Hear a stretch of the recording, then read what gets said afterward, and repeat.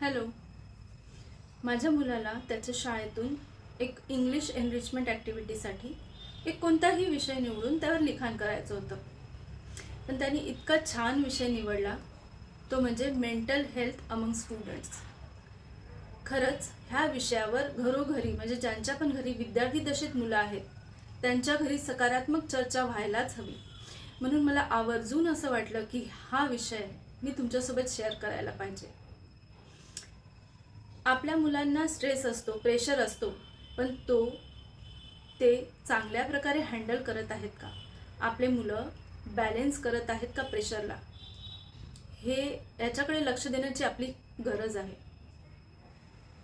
आता काळाची ही फार मोठी गरज आहे.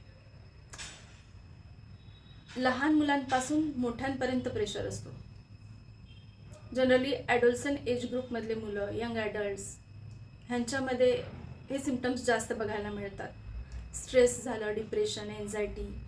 मग अशा याच्यात मुलं वाईट मार्गावर जातात, जसं सबस्टन्स अब्यूज झालं आणि सुसायडल थॉट्स त्यांना येतात. त्याच्यामुळे हा खूप गंभीर विषय आहे. ह्याची कारणं काय बरं असू शकतात? ॲकॅडमिक प्रेशर, खूप जास्त कॉम्पिटिशन वाढलेली आहे आजकाल, त्यामुळे खूप त्यांना ॲकॅडमिक प्रेशर असतो.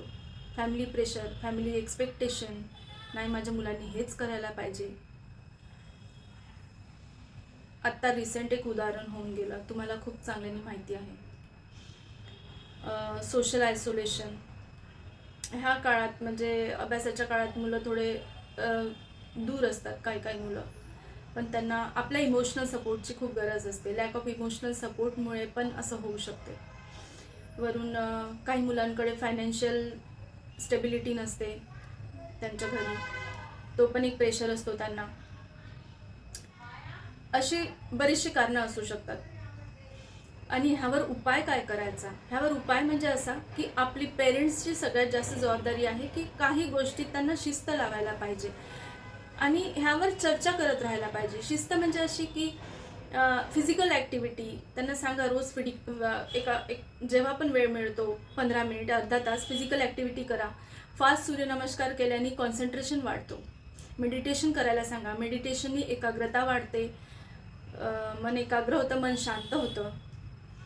वरून टाइमटेबल करायला सांगा. नेहमी सतत अभ्यास कर टोकण्यापेक्षा त्यांना सांगा प्लॅनिंग करायची, अभ्यासाची प्लॅनिंग करायची. इतके मार्क्स घ्यायचे आहे, इतक्या वेळात घ्यायचे आहे, तर मग प्लॅनिंग कशी असायला पाहिजे.